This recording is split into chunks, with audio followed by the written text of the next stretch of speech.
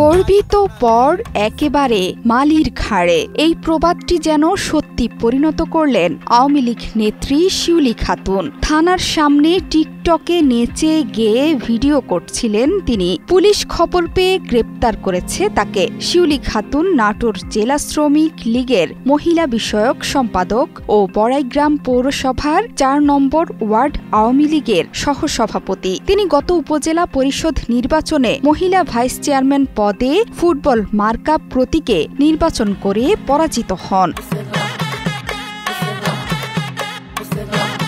বড়াইগ্রাম থানা পুলিশের পক্ষ থেকে জানানো হয়, থানার কম্পাউন্ডের ভেতর মূল ফটকের সামনে নেচে গেয়ে টিকটক ভিডিও বানান বড়াইগ্রাম পৌরসভার ৪ নং ওয়ার্ড আওয়ামী লীগের সহসভাপতি শিউলি খাতুন। পরে সেটি সামাজিক যোগাযোগ মাধ্যমে ছড়িয়ে পড়লে সমালোচনার সৃষ্টি হয়। পরে রাতেই অভিযান চালিয়ে নিজ বাড়ি থেকে শিউলি বেগমকে গ্রেপ্তার করা হয়।